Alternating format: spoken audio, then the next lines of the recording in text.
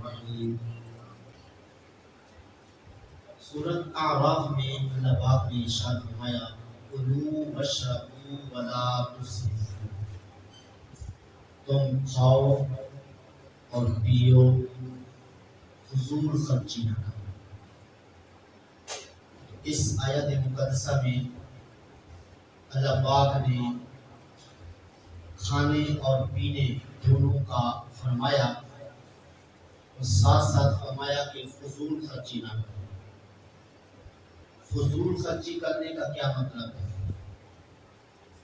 فضول خرچی کرنے کا ایک مطلب یہ ہے کہ اتنا نہ کھاؤ کہ پیٹ جو ہے وہ پھٹ جائے اور بد ہضمی ہو جائے، پیٹ خراب ہو جائے۔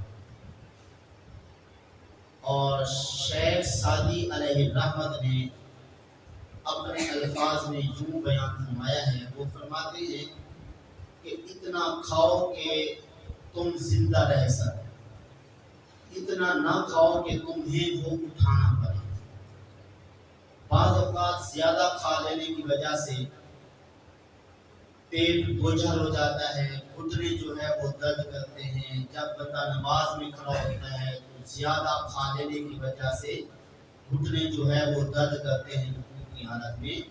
تو فرمایا کہ اتنا کھاؤ جتنی گنجائش ہے، بلکہ بزرگ فرماتے ہیں کہ پیٹ کے 3 حصے کر لو، ایک کھانے کے لیے، ایک پینے کے لیے، ایک سانس کے لیے۔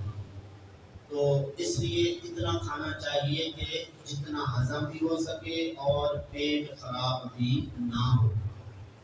اور دوسرا مطلب فضول خرچی نہ کرنے کا یہ ہے کہ جو چیز تمہیں نقصان دے تم وہ نہ کھاؤ۔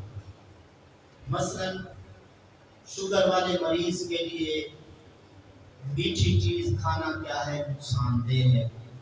اسی طرح بی پی جس کا ہائی ہوتا ہو وہ اگر نمک استعمال کرتا ہے تو اس کا بی پی اور ہائی ہوتا ہے۔ اس لیے بی پی کے مریض کے لیے نمک کا استعمال کرنا یہ کیا ہوگا؟ فضول خرچی۔ اسی طرح شوگر کے مریض کے لیے میٹھی چیز استعمال کرنا یہ کیا ہوگا؟ فضول خرچی۔ اب سوال یہ ہے کہ کیا آقا کریم صلی اللہ علیہ وسلم کی طرف سے بھی کوئی رہنمائی ملی ہے کہ بندہ احتیاط کرے کہ جو چیز نقصان دہ ہو وہ نہ کھائے، اسے چھوڑ دے؟ ہاں، ہمارے آقا کریم صلی اللہ علیہ وسلم کی طرف سے یہ رہنمائی ہمیں ملی ہے کہ جو چیز بندے کو نقصان دے وہ اسے استعمال نہ کرے۔ جیسا کہ حضرت علی رضی اللہ تعالی عنہ نے آقا کریم صلی اللہ علیہ وسلم کو کھجوریں کھاتے ہوئے دیکھا، آپ بھی آگے بڑھے تاکہ آپ بھی کھجوریں کھائیں۔ آقا کریم صلی اللہ علیہ وسلم نے فرمایا اے علی، آپ بیمار تھے، ابھی آپ صحت یاب ہوئے، اب آپ یہ کھجوریں نہ کھاؤ کہ کہیں دوبارہ آپ کی صحت کے اندر کوئی مسئلہ نہ ہو جائے۔ تو پتہ چلا آقا کریم صلی اللہ علیہ وسلم نے خود احتیاط کا فرمایا ہے، وہ بھی کن کو؟ حضرت علی رضی اللہ تعالی عنہ۔ آج کل کوئی مہمان آ جائے، کوئی دوست آ جائے، وہ مریض ہو، جو چیز اس کو نقصان دیتی ہو تو ہم مجبور کرتے ہیں کھاؤ کھاؤ، کچھ نہیں ہوتا جی۔ تو یہ اللہ تعالیٰ کا رزق ہے، اس کو کھانے سے کیا ہوتا ہے؟ یہ ہم لوگ جو ہے وہ کہتے رہتے ہیں اپنے دوست احباب کو، لیکن آقا کریم صلی اللہ علیہ وسلم کے ہاتھ مبارک جس چیز کو لگ جائیں تو ان کے اندر کیا ہوتی ہے؟ برکت ہی آتی ہے نا۔ لیکن آقا کریم صلی اللہ علیہ وسلم نے خود حضرت علی رضی اللہ تعالیٰ عنہ سے فرمایا کہ تم نے ابھی احتیاط کرنی ہے، یہ کھجوریں نہیں کھانی ہے، ابھی ابھی آپ صحت یاب ہوئے، کہیں دوبارہ آپ کو وہ بیماری نہ لگ جائے۔ اس لیے آج کے اس درس سے ہمیں سبق ملا، کھانا بھی چاہیے، پینا بھی چاہیے، لیکن کھانے پینے میں فضول خرچی نہیں کرنی چاہیے کہ زیادہ نہیں کھائیں، اور اسی طرح جو چیز نقصان دہ ہو وہ استعمال نہ کریں۔ اور ایک اہم بات اور بھی، بعض اوقات ہم کہیں فنکشن پہ کسی دعوت پہ جاتے ہیں تو سامنے گوشت ہوتا ہے یا جو چیز کھانے کے لیے پیش کی جاتی ہے، ہم لوگ پلیٹیں اور برتن بھر لیتے ہیں، تو شاید یہی سمجھا جاتا ہے کہ دوبارہ یہ نہیں ملے گا، زندگی میں پہلی مرتبہ ملا، دوبارہ یہ نہیں ملے گا، اس لیے وہ پلیٹیں اور کٹوریاں بھر لیتے ہیں، پھر تھوڑا سا کھایا، پھر اس کو رکھ دیا، اس کے بعد دوسرے لوگ بھی اس کو نہیں کھاتے، کہتے ہیں کہ گندا ہو گیا معاذ اللہ۔ حالانکہ کسی مومن کا جھوٹا جو ہے وہ کیا ہے، شفا کا باعث ہے، لیکن ایک مومن اگر کھا لیتا ہے، دوسرے لوگ کہتے ہیں یہ خراب ہو گیا، گندا ہو گیا ہے، تو اس طرح اب وہ کھایا ہوا جو ہے، جو بچ گیا ہے، اب وہ کہاں پہ جائے گا، گٹروں میں جائے گا یا کہیں باہر گندگی کے اوپر جائے گا، تو وہ اللہ کا رزق ہے، تو وہ کیا ہو جائے گا، بے قدر ہو جائے گا، اس کی بے قدری کی جائے گی، گٹروں کے اندر، گندے پانی کے اندر، پاؤں کے نیچے جو ہے وہ روندا جائے گا۔ اس طرح جو اللہ کے رزق کے بے قدر ہونے کا سبب بنتا ہے، اللہ اس سے روزی واپس لے لیتا ہے۔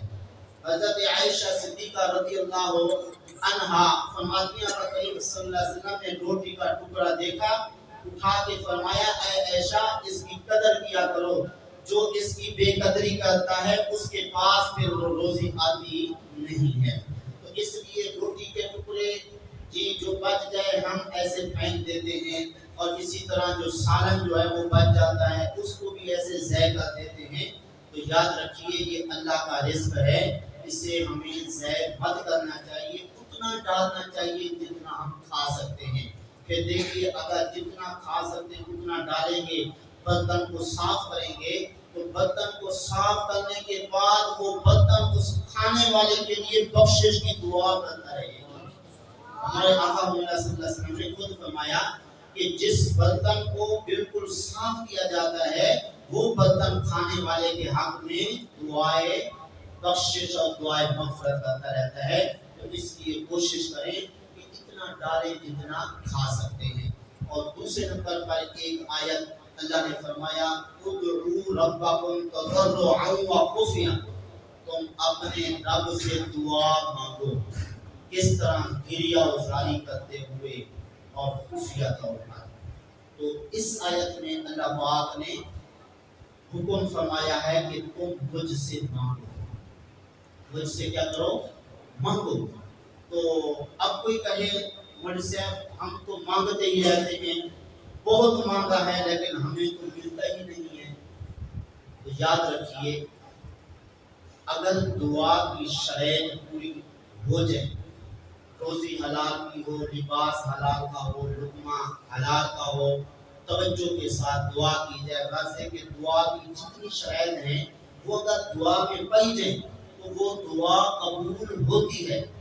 البتہ جو کچھ بندہ مانگتا ہے یا تو وہ دیر سے ملتا ہے یا وہ دیر سے بھی نہیں ملتا، بلکہ اللہ تبارک و تعالیٰ اس دعا کے بدلے میں گناہ بخش دیتا ہے یا آخرت کے لیے اس کے لیے ذخیرہ کر کے رکھ دیتا ہے۔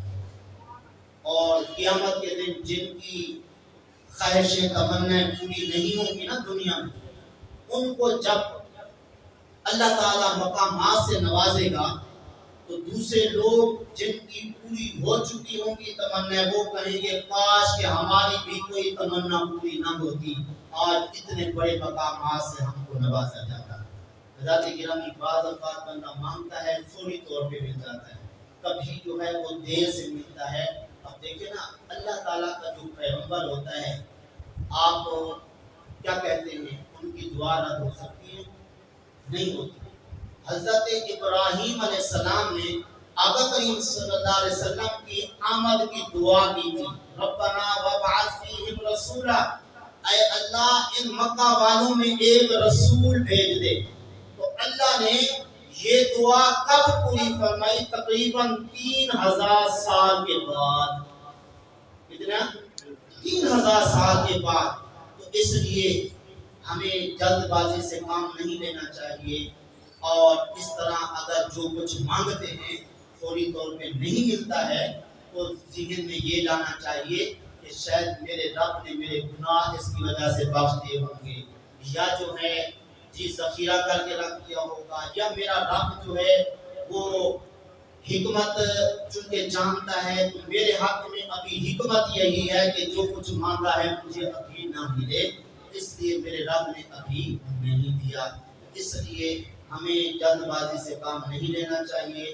بعض اوقات بندہ مانگتا رہتا ہے نہیں ملتا ہے تو وہ نمازیں بھی چھوڑ دیتا ہے، ساری نیکیاں دعا مانگنا چھوڑ دیتا ہے، کہتا بہت مانگا نمازیں بھی پڑھی کچھ ملتا ہی نہیں ہے، تو اس لیے کیوں ہم مسجد میں جائیں، کیوں اللہ کی بارگاہ میں ہم بھی ریاضاری کریں۔ تو اس لیے آج کے اس درس سے ہمیں سبق ملا، ہمارا کام ہے مانگنا، وہ کریم اس کی مرضی ہے دے یا نہ دے، ہمارا کام کیا ہے مانگتے رہنا۔ تو اس لیے ذات گرامی دعا ہے اللہ تعالیٰ کے پاک بارگاہ میں جو کچھ کہا سے